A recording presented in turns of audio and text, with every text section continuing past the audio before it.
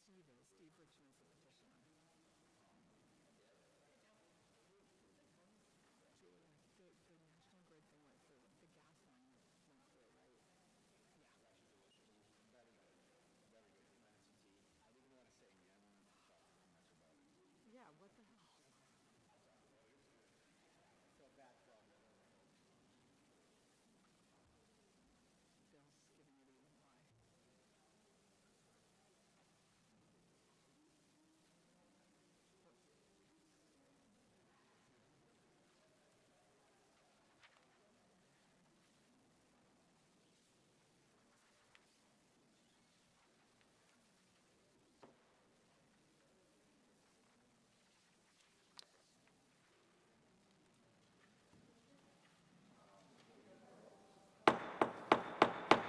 Good evening, everyone, and welcome to the Braintree Town Council meeting for Tuesday, April 29th, 2025. Could everyone please join me in the Pledge of Allegiance? I pledge Allegiance to the flag of the United States of America and to the republic for which it stands, one nation, under God, indivisible, with liberty and justice for all. Can you please remain standing and join me in a moment of silence for our men and women in uniform?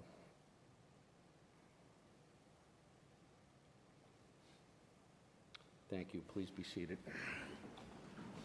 Can we have the roll call, please? Councilor Baraka. Here. Councilor Flaherty. Here.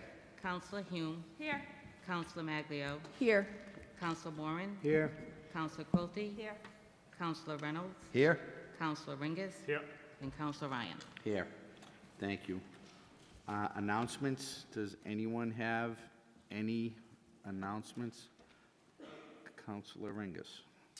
Thank you, President Ryan. We have an announcement from the Thayer Public Library as to an upcoming event. That event will be on Thursday, May 1st, 2025 from 7 to 8 p.m. in the Logan Auditorium upper level. The name of the event is Thrive Forward, and it will be dealing with what it is to be resilient for you and for your community. The description is that drawing from her book, Thriving When Your Cosmic Egg is Cracked, A Mindful Journey, Cheryl Jones is going to illuminate a pathway forward while creating safe space for healing and growth, learning to expand beyond your thoughts and beliefs to create an enlightened narrative filled with possibility and hope, leaving with inspiration and new skills to thrive forward personally and collectively. And again, that is Thrive Forward, fostering individual and collective resilience on Thursday, May 1st, 2025, 7 to 8 p.m. in the Logan Auditorium of Thayer Public Library. Thank you, Councilor Ringus. Councilor Maglio. Thank you. The East Braintree Community Action Coalition is coordinating a committee to work on an emergency preparedness plan for the residents of Braintree. We are looking for people who are identified and being part of a committee that will be working on some planning aspects. We want to be prepared with the plan, and so you could certainly reach out to any member of the council if you're interested in serving on that. A meeting is going to be put together in a couple of weeks, and we are looking forward to updating home emergency preparedness for residents. Thank you. Councilor Baraka. Thank you very much, President Ryan. I also have an announcement from Thayer Public Library. This is from their Teen Advisory Group. Sounds like a lot of fun. They're going to be hosting a murder mystery party on Thursday, May 29th. Check-in begins at 6 p.m. Doors will close at 6:30 p.m. And the theme is the Enchanted Forest. So this does require pre-registration. If you are a teenager or have a teenager at home, they can sign up by contacting the teen librarian, Courtney Trudeau, at ctrudeau@braintree.ocln.org. And again, that's Thursday, May 29th, 6 o'clock. Thank you. Thank you. Councilor Flaherty. Thank you. The Braintree Gardeners Guild is going to hold their annual Gardeners Guild plant sale on May 10th from 9 a.m. to 2 p.m. right here at Town Hall. They offer all kinds of plants, perennials, herbs, flowers, and it's a great value.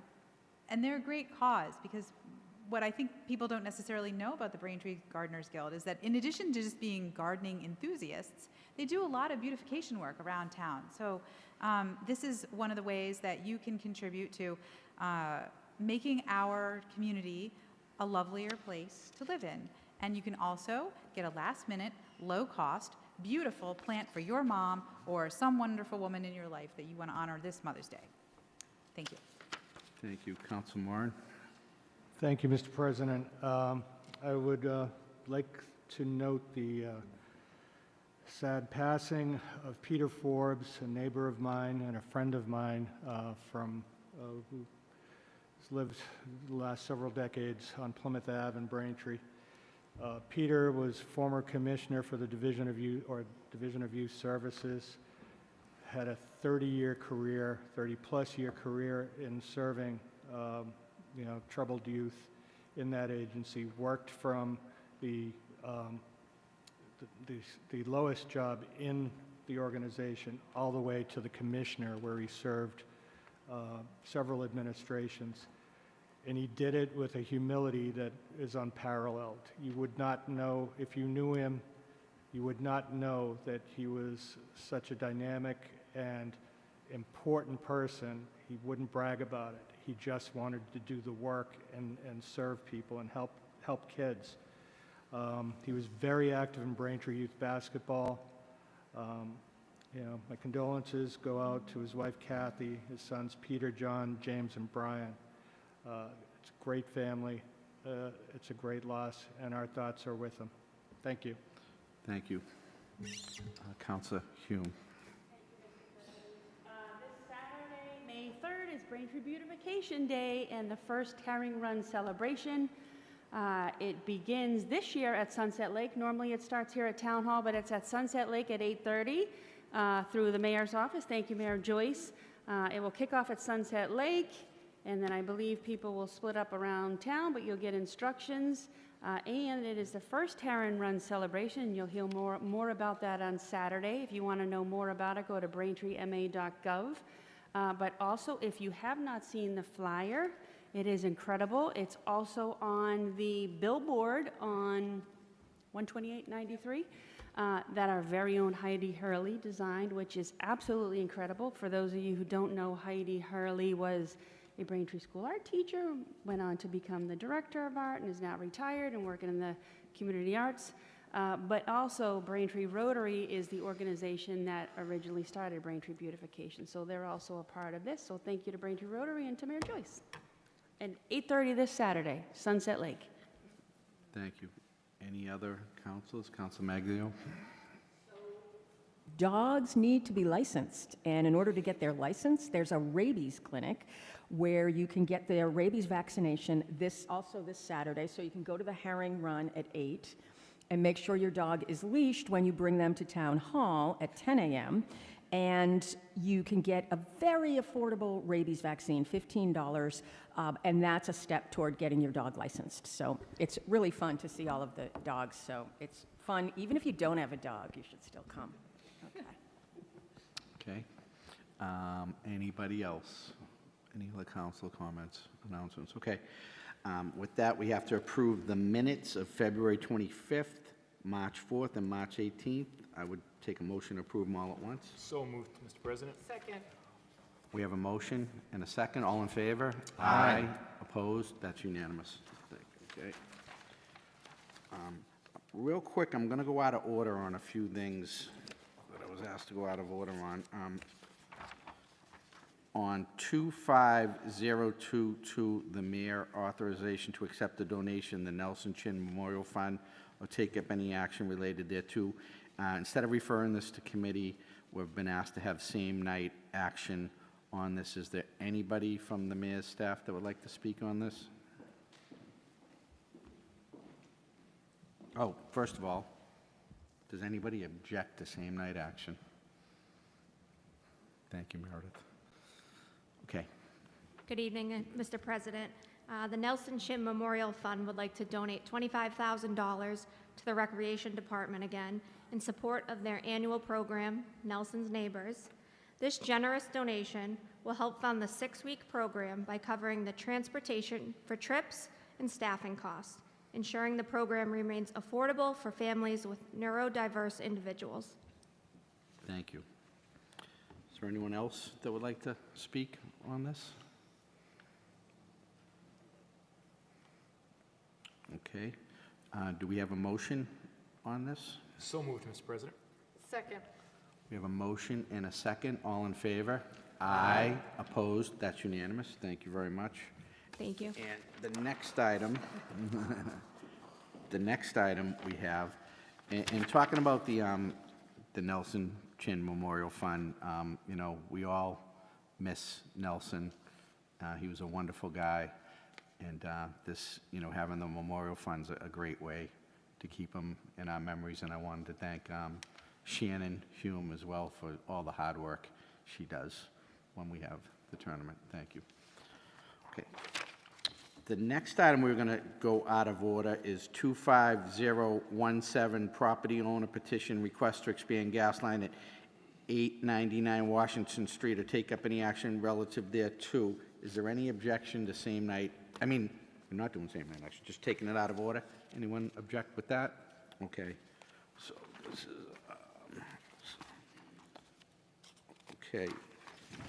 So I'll refer to Councilor Flaherty, Chairwoman of the Committee on the Department of Public Works, for a recommendation on Order 25017. Thank you. The Committee on the Department of Public Works met earlier this evening and voted for a unanimous favorable recommendation to the full council on Order 25017. Okay. Would anyone from the mayor's staff like to speak on Order 25017? Okay. Councilor Baraka? Yeah, thank you. I just had one quick question for, I believe, for the DPW director on this. I know, and first of all, thank you to the DPW committee for their approval. This is in property down in South Braintree Square that has been, is anxiously awaiting by the residents in town to be opened and filling a vacant storefront. My question is, when permitting occurs, is there a means for property owners or lessees to understand what infrastructure is required at the time of permitting? Or how does, like, what the sequence of events is so that there's not a long waiting period? I think Does that make sense? My understanding of this particular case was that after they installed their equipment, they realized that they didn't have the gas pressure to support it, and that's why it needs the increase of the meter. So this happened to be because of what was being done. I think normally, if it's going to be used for the same use, then the infrastructure would be there. But that's why I understand the need for this. Thank you for that explanation. I appreciate it, and we'll be definitely supporting this evening. You're going to hang on. So any other questions or comments from the council? Okay, I had a question. So the proponent wants to put a bigger gas line into their building. So are we just talking about a line coming straight out into the street, so coming perpendicular into the street and not going down the length of the street? That's correct. And actually where the tie-in is going to be is in the parking space, not even into the street. Right on the curb, right? It's a little bit off the curb, but in a parking Okay. area, not in the street itself. All right. And what type of reconstruction are we asking that the proponent perform? Sure. So we've given them a list of things that we expect, which is immediate refill in patch, and then a 1 year. We want them to hold that patch for 1 year before they come over and do a refinish of the road to make sure that any settling has taken place. We've asked them to backfill in 8-inch lifts so that we have good compaction, but we are asking them not to do a final pave until for 1 year so that we get we know that it settles. Yep. And how much beyond the trench are they going to go? I'd have to look at that. So I don't have that in front of me. Sorry. Okay. And then I want to ask the proponent if they understand. If you could come up here, please.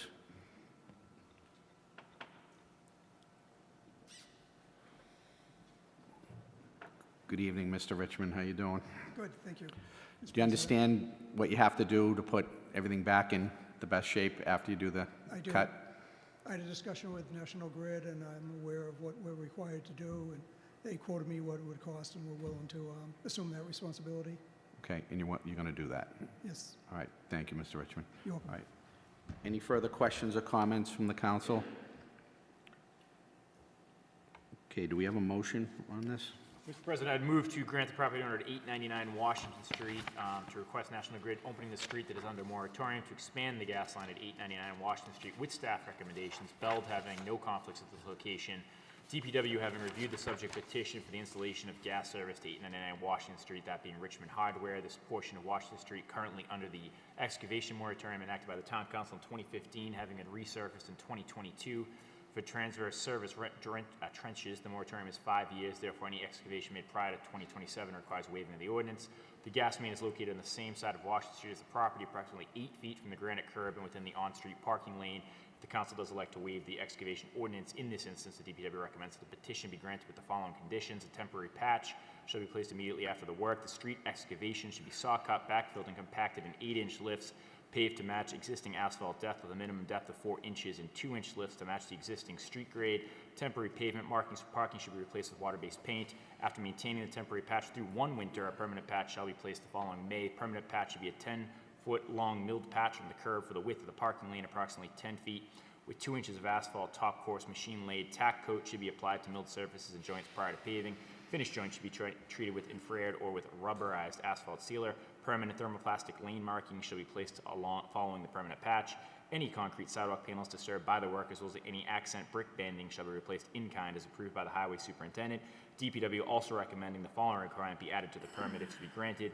No contractor is authorized to close any street or to close the direction of travel to facilitate their work without authorization from the director of the Department of Public Works or the highway superintendent. The chief of police can also authorize a closure for a police or fire emergency. Construction zone traffic safety issues are to be addressed by using appropriate traffic control signs and devices and the use of police officers for traffic control to safely guide through the work zone. If a closure is authorized by the DPW, it shall not be implemented until signs and police officers where needed are properly in place in conformity with the written plan prepared by the contractor's engineer and approved by the police department. Second. We have a motion and a second. All in favor? Aye. Opposed? That's unanimous. Thank you. Okay, now we're going to go back to the agenda, and next is Communications 01425, the Mayor FY26 Budget Submission. Mayor Joyce, good evening. Good evening.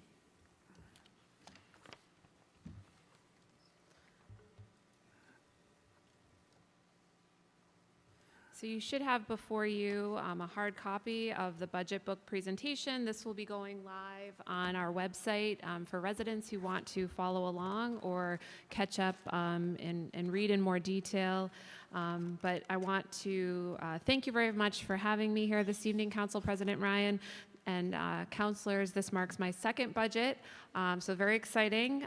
You will note that this year's budget looks a little different, so we're happy to talk about that a little bit and get right into the contents of it. I have a few slides to help keep us on pace, but first I just want to start by thanking all of you for your service to Braintree and for being engaged in not only the conversation this evening, but in the conversations that we've shared since I took office almost a year and a half ago. I have many of my team here with me this evening, so they have been the drivers in compiling this budget with the assistance of our planning director, and this budget will begin effectively on June 1st of 2025. We are currently still in fiscal year 2025.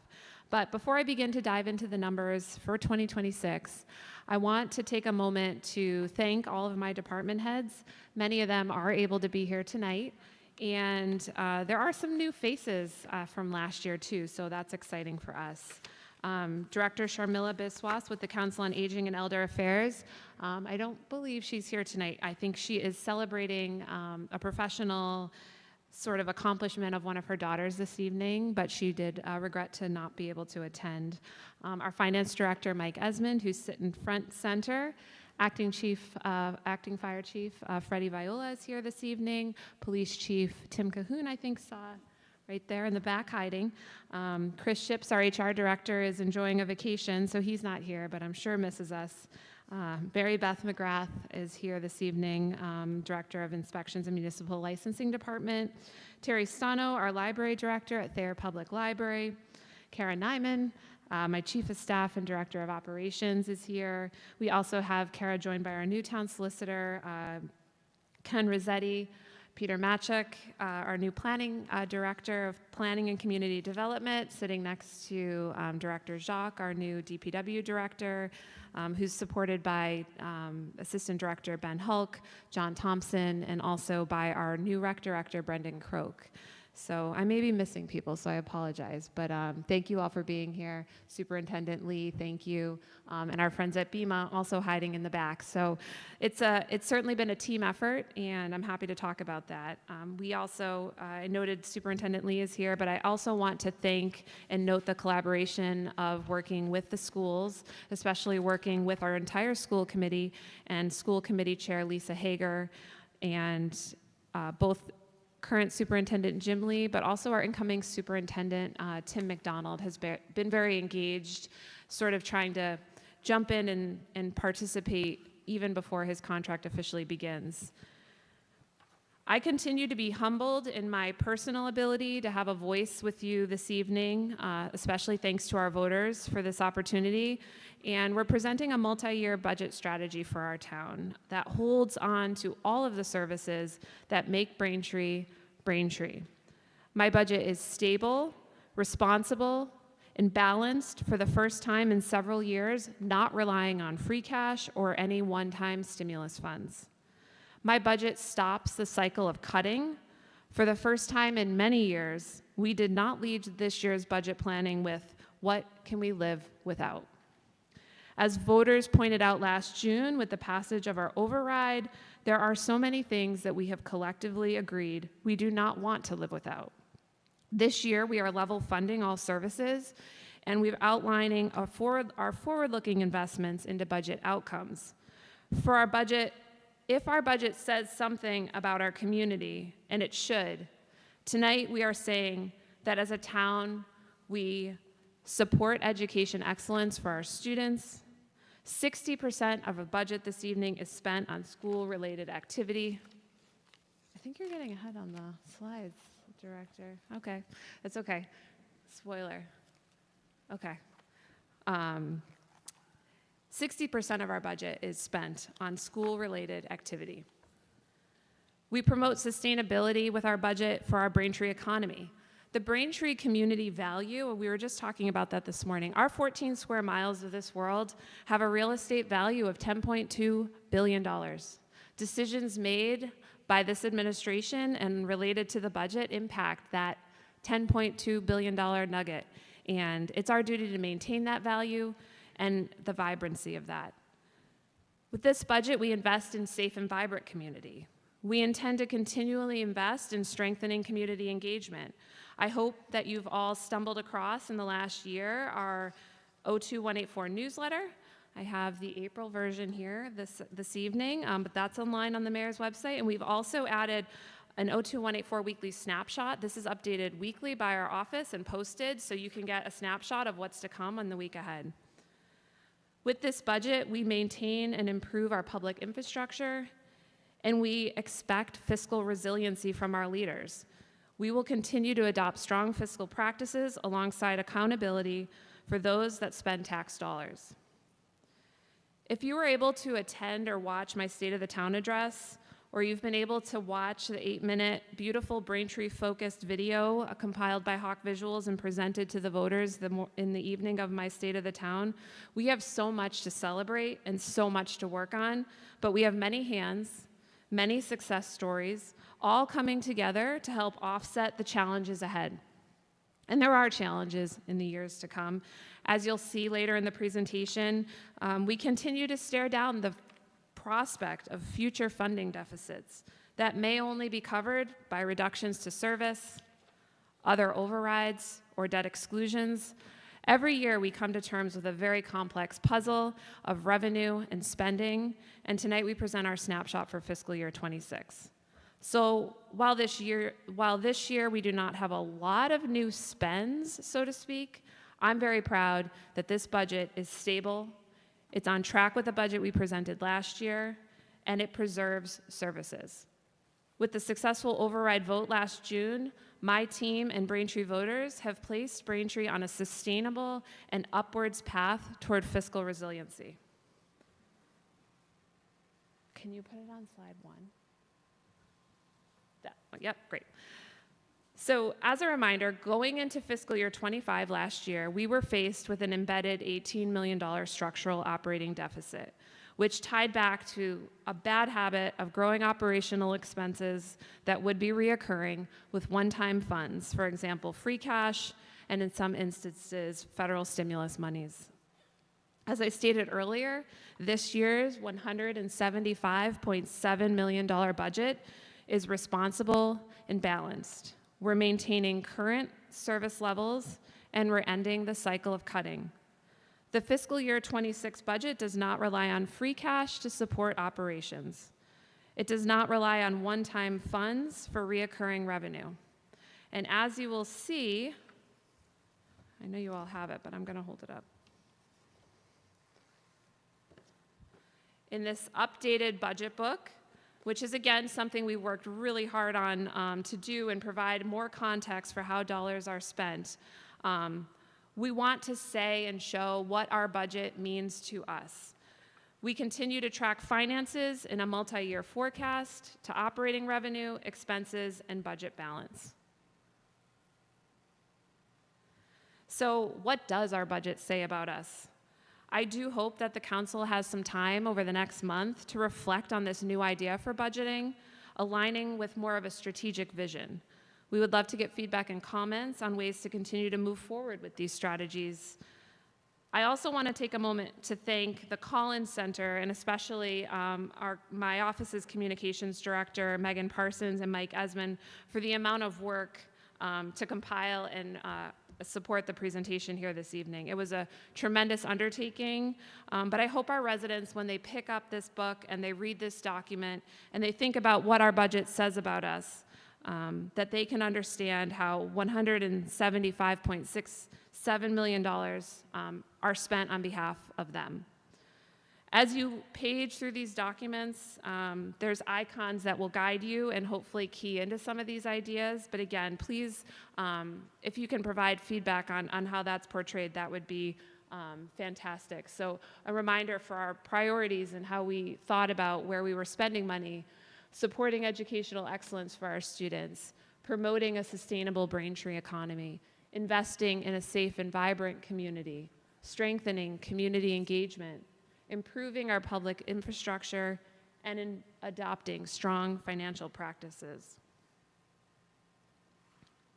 So fiscal year 26 at a glance, the Cliff Notes version. As I alluded to at the State of My Town, this fiscal year 26 is a little bit uneventful compared to fiscal year 25, but it's also where we said we were going last year. Spending growth is 2.9% this year, within what was widely discussed, our means last year, between 2 and 3%. Just within those means, I will admit, but an achievement nonetheless. I also want to point out and admit that spending growth in our budget this year assumes a 2% COLAs for all of our bargaining units. And for context, all of our collective bargaining units are currently up for negotiation this year. Supporting all of the workers that support us as we move into renewal and renegotiation on our contracts. If any of the contracts do settle above our assumptions, that will create movement on the fiscal year 26 and future projections. So I think it's important to be a bit transparent on that aspect. We absolutely want to support our workforces. We want to account and we want to be able to negotiate for changes that support our workers in regional economics like inflation and cost of living. But it's also incredibly important that we are as transparent as possible with these decisions and that as they become public. And when we talk about trade-offs and what we can afford as a town, there's a lot of things to consider, and I want to be upfront about just the uncertainties of that, how that will play out in the months ahead. I wanted to close this year's presentation as we did last year, and I think as it's important to do, with noting the importance of a look ahead. So as a reminder, and we talked a lot about again last year, that we as administrators cannot add more than 2.5% to the tax levy because of the law passed in the 80s that restricts the amount that cities and towns can raise property taxes. I hope at this point we are all very well versed in the restrictions of Prop 2.5. But if you've been reading the news and watching neighboring communities, many communities are where we were last year.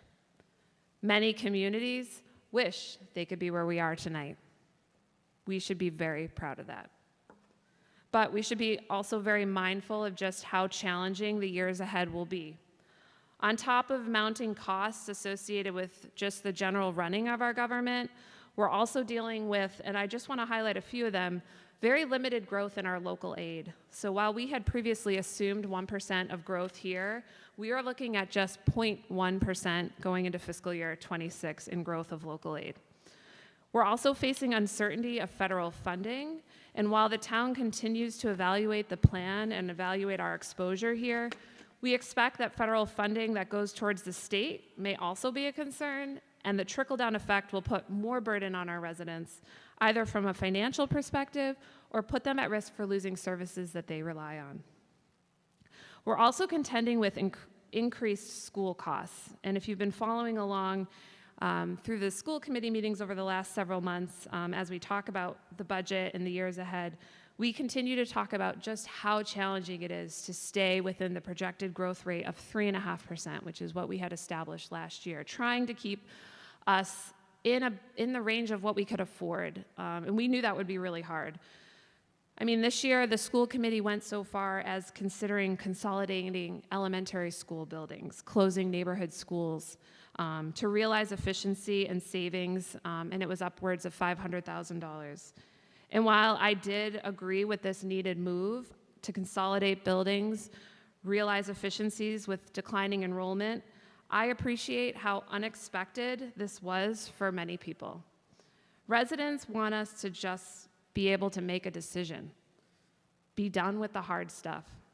And transparency to me means a bit more exposure of the hard stuff and talking through the trade-offs. And as I say over and over, change can be good, change can be exciting, but it's also hard. Right now, we're working on a master planning effort for the schools, and while I won't get into detail with that this evening, we are hoping to be able to shed a little bit more light on why we might consider a consolidation at the elementary school level, but we also want to be able to give a direction.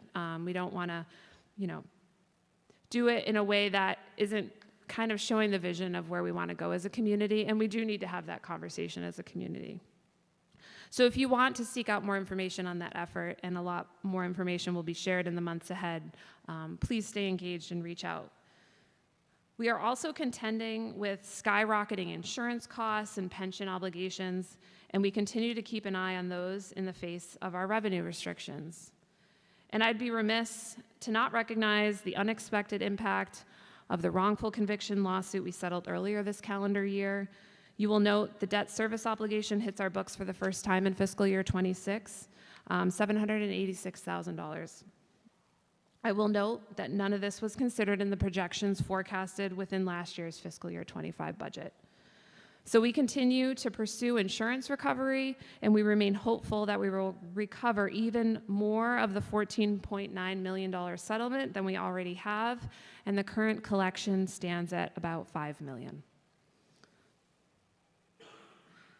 I also want to take a moment just to highlight a few of the legislative actions that are running parallel to the overall budget approval motion, and these include a couple. So I'm not going to speak to the same order that they are on the screen, but some of the parallel motions that we have for consideration is filing a motion to increase our senior tax work-off benefit. As you will recall, last year we had expanded the number of residents that could partake in that senior work-off program. Residents can residents can reach out through the Council on Aging to get applications, and essentially you apply to work in a department or volunteer around town, and you can be paid for it, and you work so many hours to get a credit on your tax bill.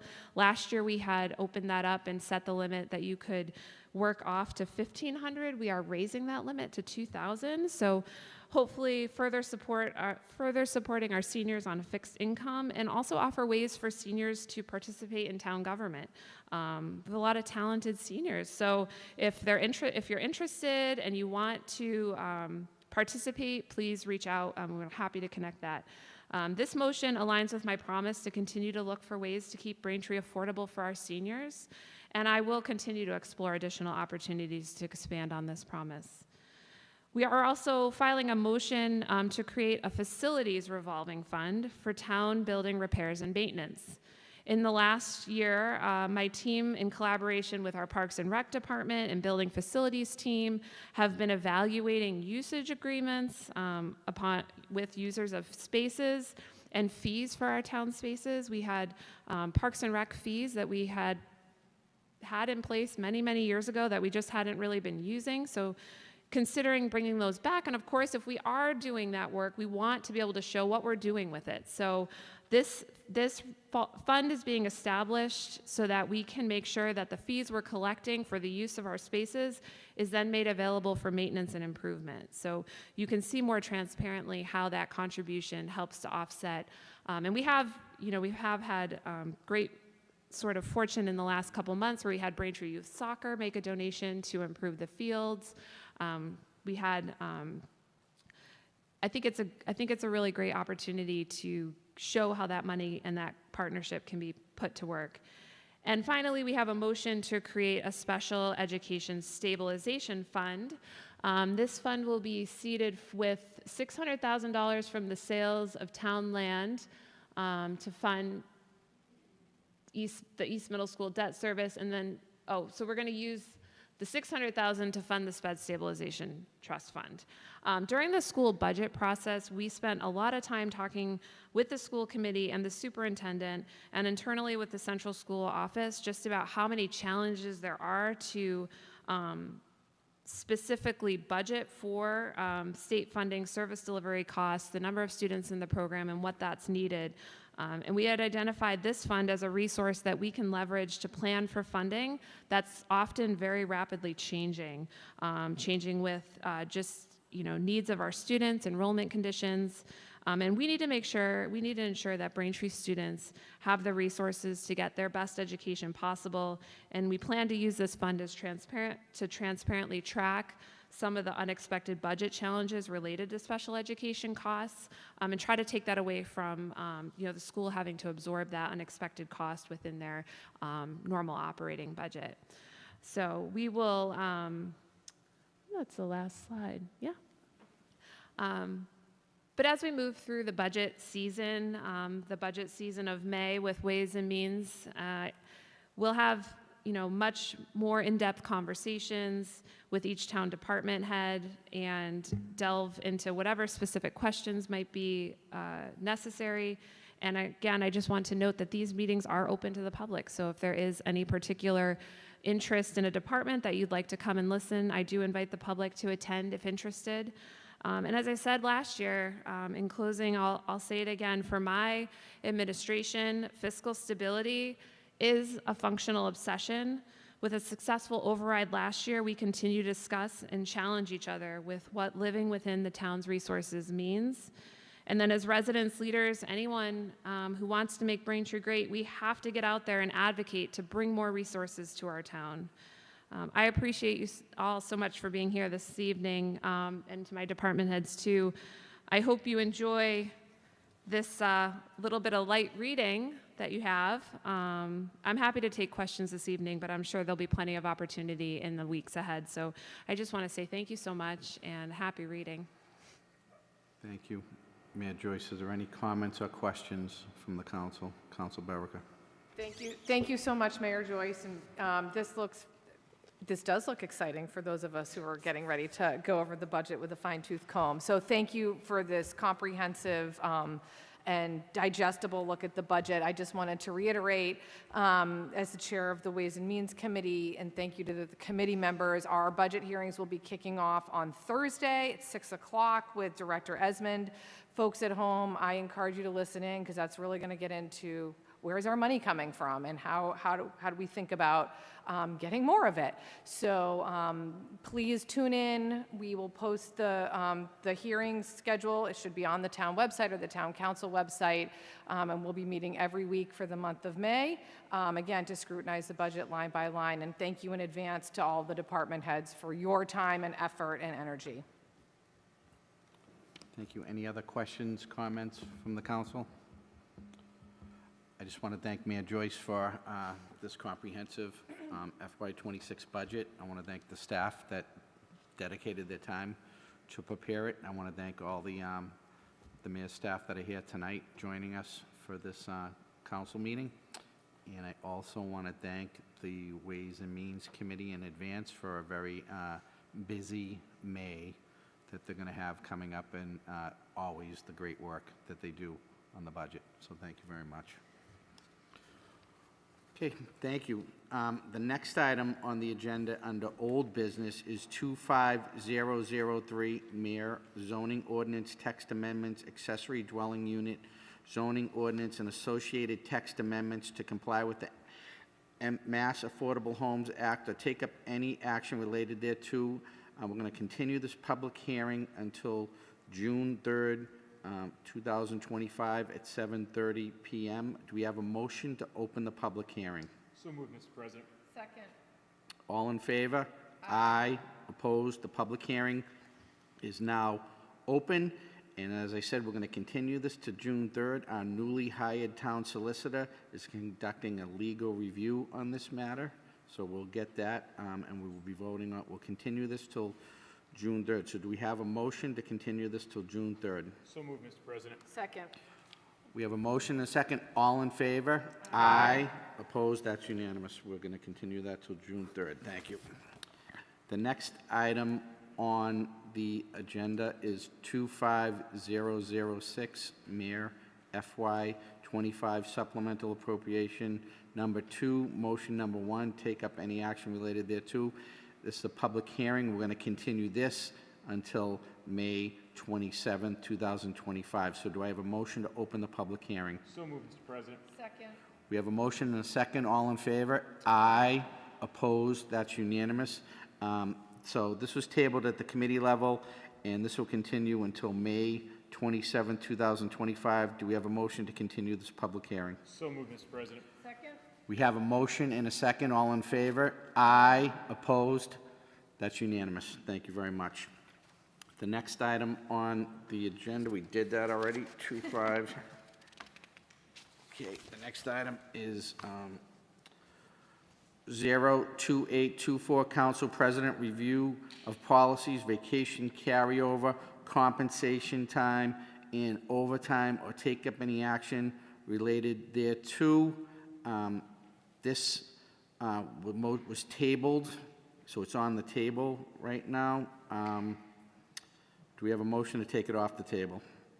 So moved, Mr. President. Second. We have a motion and a second. All in favor? Aye.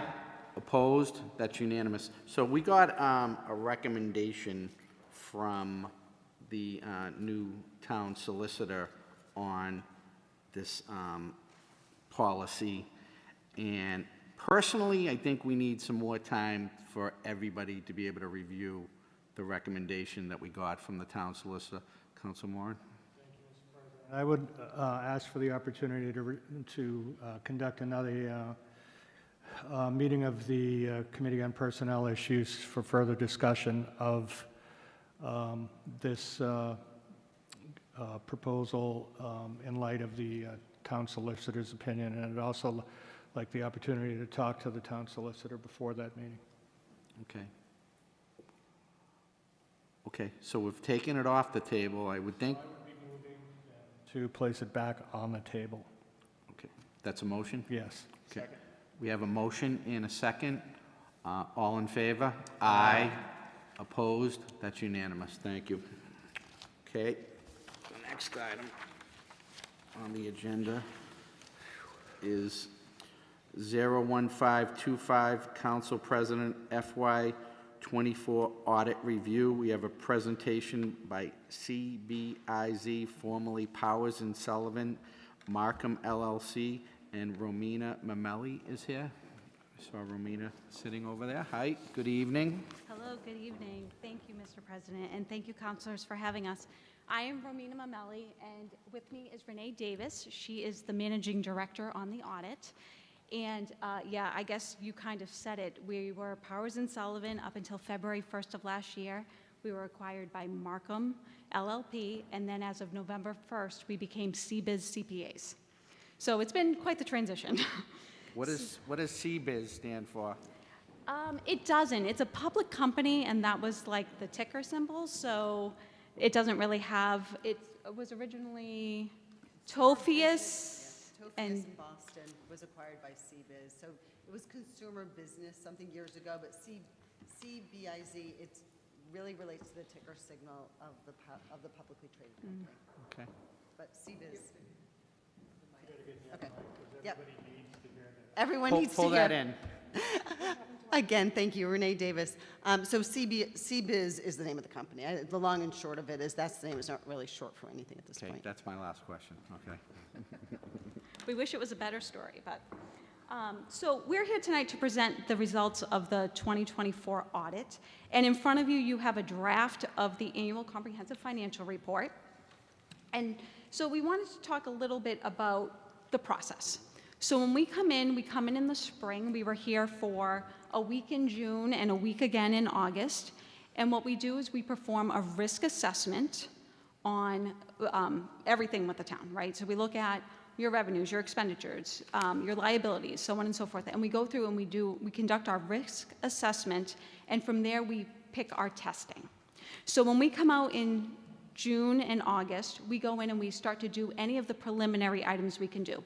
We look at what your budget is, how it was voted.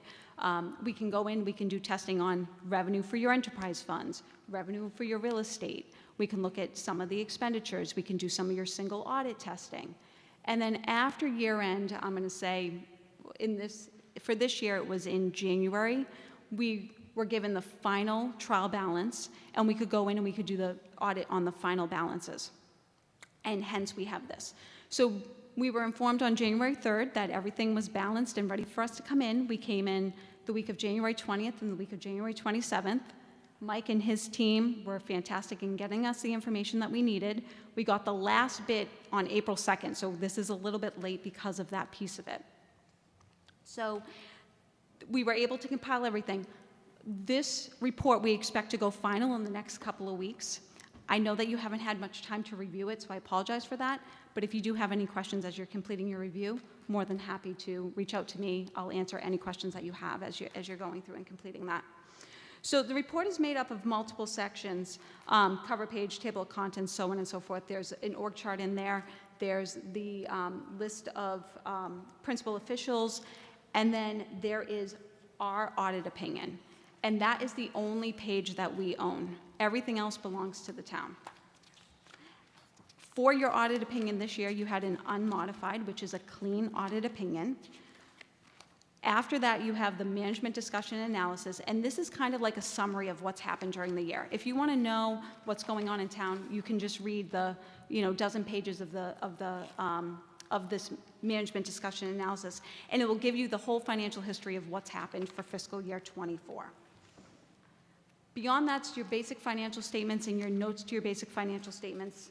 Then some required supplementary information, which includes your budget to actual for FY24, along with your pension and OPEB numbers. And those are some financial trends. This year, your pension number is actually 10 years. So we have to show 10 years. It's gotten to that 10-year limit. And your OPEB is showing 8 years.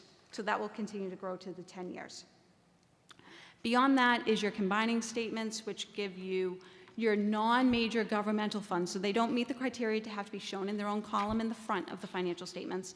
So your combining statements in the back break those out, and that would be like your town special revenue funds, your permanent funds, and some grant funds. And then after that is your statistical section. Your statistical section is 10 years worth of some financial trends along with some demographic information, some operating information, and some other like capital statistics and that sort of stuff, some debt stuff.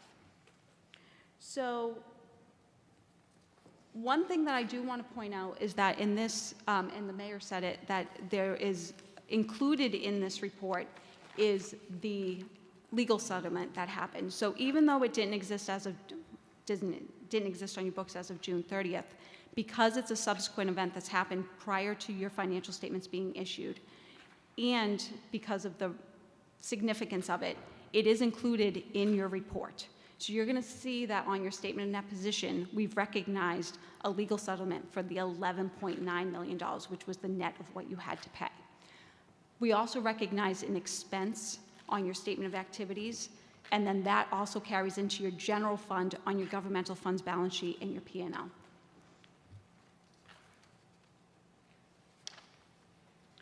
So a little bit of what's happened is one of the other items is that for your debt, because of the fact that you had bans that came due, the town didn't issue any long-term debt in FY24. These financial statements do include some debt activity, and that's because you had a ban that came due in February that went long-term. For your financial statements, we show that as long-term this year because, again, same idea, dated after that February date of the maturity. So of that, you had $7.2 million in bans. That of that, $3.4 million was for governmental, and that was for schools, roadways, various other capital projects that the town had. $369,000 for water and sewer improvements, $149,000 for golf mowers, and $210,000 for some equipment for the Stormwater Enterprise Fund. There were no new GASBs that affected your financial statements. The only GASB that was implemented in FY24 was GASB 100. And what that does is it has a, if you had any of your funds move between your combinings, your non-major, and into its own a pinging unit column on the front of your financials on your governmental funds balance sheet, we would have to disclose that in a separate section of your footnotes. So you didn't have that. As far as your OPEB trust fund, the BELD and the town contributed $653,000. The balance in your OPEB trust fund at the end of the year was $25.8 million. That was up from $22.8 million in the prior year. Your OPEB liability decreased from $189 million in FY23 to $170 million in FY24. And that's strictly because of three factors. You had investment earnings that were higher than what they expected by $480,000. You had updated valuation information like the mortality rates.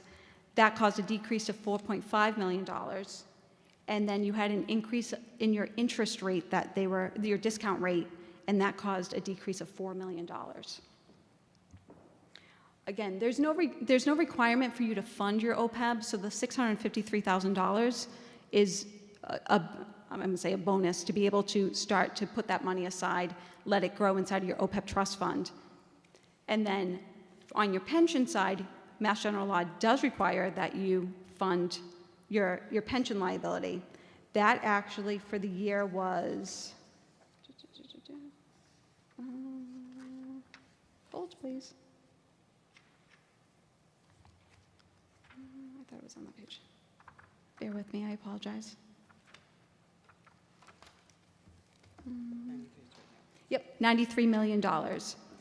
That decreased from $103 million from the prior year. It's 71.1% funded, and, oh, it's right here, sorry. And so the funding schedule for that is, it should be fully funded by 2033. It must be funded from the state by 2040, so you're in line to have that fully funded by then. How do we compare to other municipalities? I think you're in pretty good shape. I mean, most places are not at 71%. I would say that most places are probably in the mid-50s to low 60s, so you are higher than most other places. Thank And just, I'll add a little, just a bit to that, right? So, as Romina said, pension, can you hear me? you. Uh-oh. You broke it. I broke it. All right, I'll stand here. The pension system is you have to be on a funding schedule, right? Mass General Law requires you to be funded no later than 2040, so you have to have a funding schedule in place. What ends up impacting that is the market, right? So a big part of that is how much you anticipate you're going to get in investment earnings. There's a lot of money being invested here in what you actually make. So it can fluctuate from year to year as long as you are going in the right direction. 71% is not a bad place to be. It's pretty well funded. You are taking the approach here in Braintree that you're on your funding schedule with that, but you're putting less probably in OPEB. It's not a bad move because OPEB doesn't have the same requirement. In a lot of communities, some are putting into both. You're putting less into OPEB, but you will have an opportunity once pension gets to 100 or whatever that number ends up being, 101, to put some of those resources into funding the Health Insurance Trust Fund. Thank you. No, you're fine. For your general fund budget, you had a decrease of $8.5 million. That was strictly from, now the legal settlement is not included on your budget to actual schedule. That is strictly from the council voting to use free cash. $4.3 million was voted for a transfer to the stabilization fund, and then you made 4 or 5 supplemental appropriations after that utilizing free cash. So that's your budget to actual results. When you go up to the fund financial statements, your general fund there includes the legal settlement and it includes your stabilization funds. The balance of your stabilization funds totaled $4.4 million. Again, that is because you had moved that $4.2 million from free cash. And the amount that's in, I'm going to say, your 2024 free cash is $5.5 million. So your general fund decreased $16.7 million. That is directly related to the $8.5 million that you moved, along with the $11.9 million settlement that you had. On your budget, your general fund revenues came in $2 million higher, and that was from investment income and motor vehicle.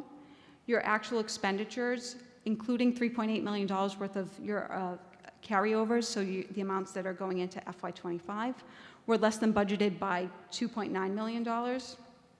Your debt service as a percentage of your total budget is 6%. That's where you want it to be. Anywhere between 5 and 10% is a good place. It's slightly down from last year. Last year was 6.1%. You do not have the report on federal awards in front of you.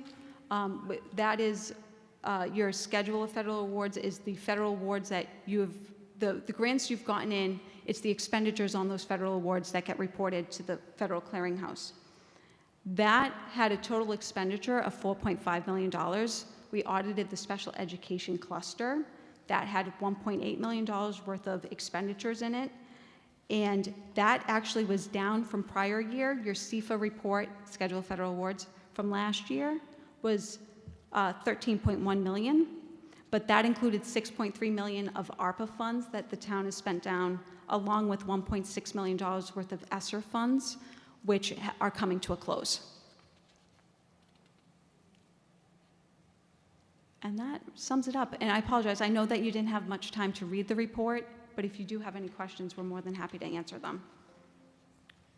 Any questions or comments from the councilors?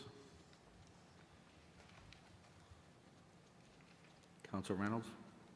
So, Mr. President, we'll have an opportunity, and I'm taking you folks will be back to present the final report, or is this constituting our direct brief? Well, we don't necessarily have to come back. If you want us to come back, we can come back. We don't anticipate there to be many changes in this draft report. We're still going through and finishing up our quality control review of the report, and that's the only reason it's not final. We go through and we do it, when we're submitting it to the GFOA, There's a checklist. We're still going through and doing that. Mike got it today as well, so him and his team need to read the report, get an understanding, make sure that there's nothing factually incorrect that we need to update. But we're pretty confident in this report as it stands right now. Okay, so you will be, you'll be providing us with a completed copy, and you would highlight any differences that is new information Absolutely. for us? Okay, terrific. You know, overall, Mr. President, I think this is it's a good report considering some of the years prior to, and sure, we're still in a hole, I guess, in certain aspects, but relatively speaking, I think the town of Braintree has definitely moved in a positive direction over the last year. And I'm looking forward to the final copy. I mean, and I'm also more than likely will be sending some questions to you folks just for clarification and maybe just some additional information for context for me. Absolutely. Thank you, Mr. President. Thank you, Councilor Hume.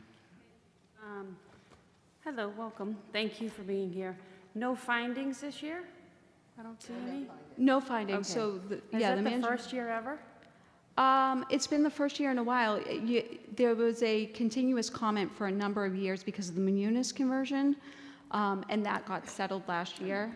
And Mike and his team have been doing a phenomenal job of getting everything all caught up, so we didn't have any issues. The timing of it was kind of what we expected because they were still cleaning up some of the old stuff, but we anticipate that this will be earlier next year. Okay, great. Couple things, and because we just got this, just seeing this.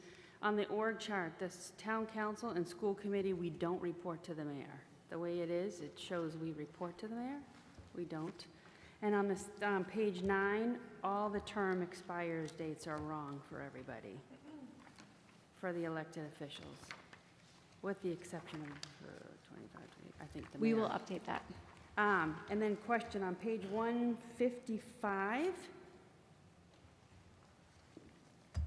It's a direct and overlapping government activities debt. MBTA authority, we have outstanding debt of $5 billion? That is their debt. Okay, well, it said That town of is- Braintree, I was like, Nope, so that is their debt, and your percentage of that debt is 0.5%. okay, okay, good enough. I'm good. Thank you. Any other questions or comments from the council?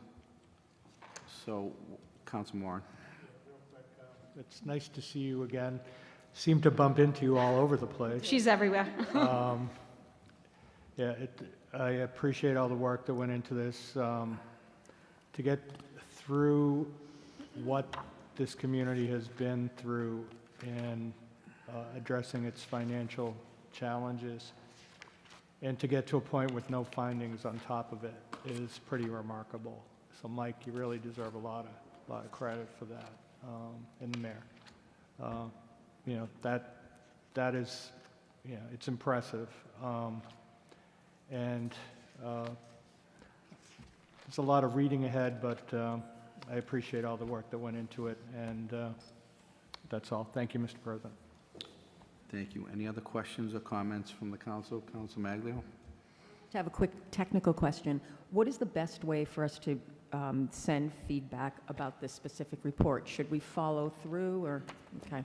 Okay, so I was going to address that. So Excellent. if people have any questions or comments, why don't we submit them to Sue Semino, and we can consolidate them instead of individual councilors firing off their questions. We'll consolidate them over the next week or so, and we'll let the mayor's office know what our questions are as well, and maybe we'll do a group and send one thing to you folks, okay?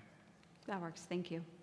Thank you. And I just want to say we've always, Powers and Sullivan has always done a great job on the audit review, and we're looking forward to working with you folks in the future, even with your new name, CBiz. I'm going to have to get Still rid of us. that. Get used to that. But thank you so much for being here tonight. Thank you. You're welcome. Okay, the next item on the agenda, we have a lot of items to refer to different committees, and can we have one motion to refer them all? So moved, Mr. President. Second. We have a motion and a second. All in favor? Aye. Opposed? That's unanimous. So,